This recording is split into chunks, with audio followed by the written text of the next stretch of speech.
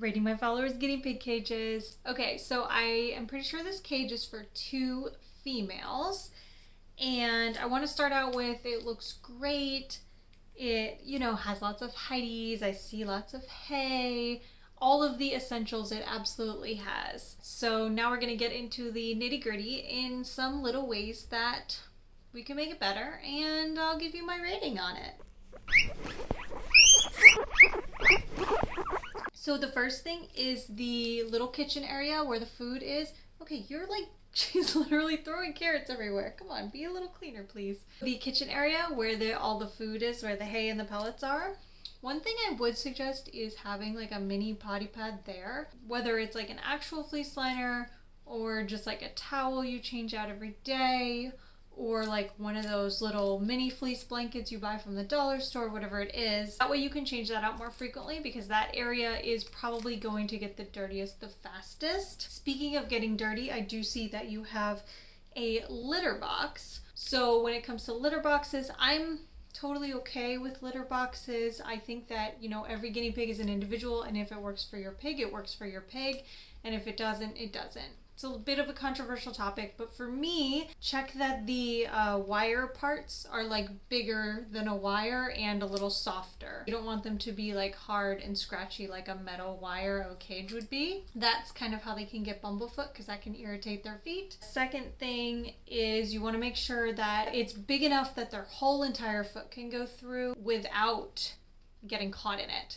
So much, much bigger than their feet so that getting caught isn't even a concern. And thirdly, make sure that your litter is fragrance free. Your hay is like in the corner, which, probably helps with keeping it clean.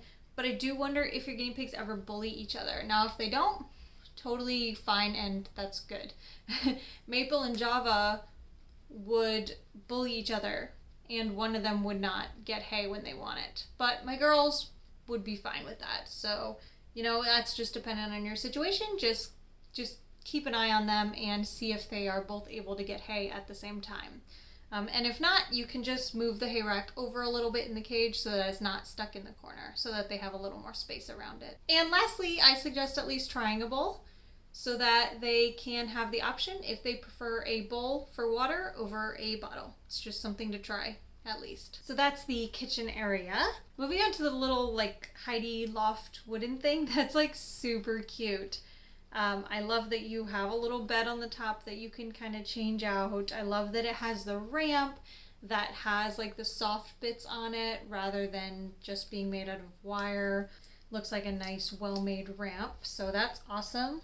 And also I like that it's nice and big. I like when they have a kind of big Heidi, so if both of the guinea pigs want to be in there together, they can be in there without bullying each other. I love that. Something I wonder, and this is just going to be specific to your guinea pigs, is how agile are your guinea pigs? Would they jump off the side of that? The only reason that I'm asking that is because you have the little triangle Heidi next to it, and this one is very adventurous, and Cinnamon would probably consider jumping off the side of the wooden Heidi because she'll see the triangle Heidi there and not realize that it's just gonna fall if she jumps on it, because if you were to jump on the top of that Heidi, it wouldn't actually support you in any way. Cinnamon would absolutely do that. But Maple and Java wouldn't. I'm not sure. Clue and Lemon Drop probably wouldn't either. So it's just dependent on your guinea pig, just something to think about. A super easy change that you can definitely make is I would love to see more enrichment. I can see that you have one hanging toy.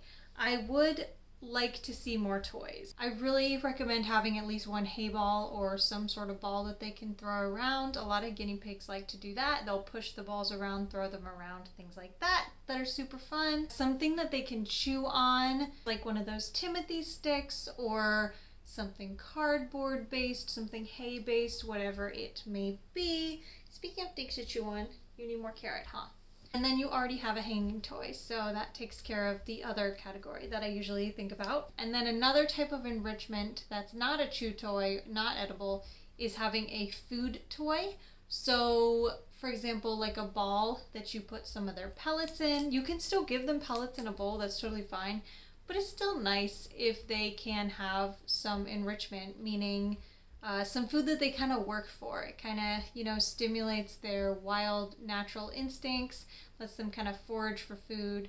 So I have like a few different food balls that I fill up with food, and they just have to kind of push it around and then the food comes out.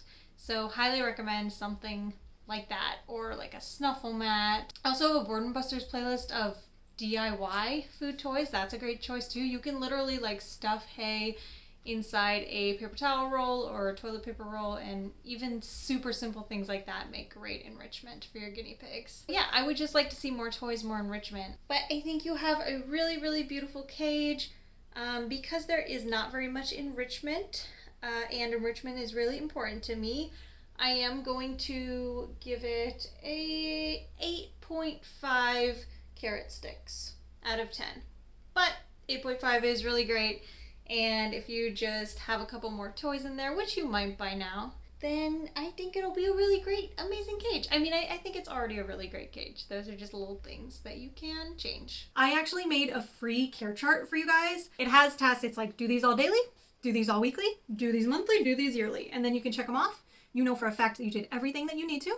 And you know what you still need to do that week, that month, that year. And it's all there nice and handy. And it also has a weight chart. If you want to get my free care charts, the link is in the description. You just have to sign up for my email list. All I'm asking for is your email, and I'm not going to spam you, I promise. I hope this helps, and anyone else should feel free to also send me their cage if they want a rating and some advice. And thanks so much for watching.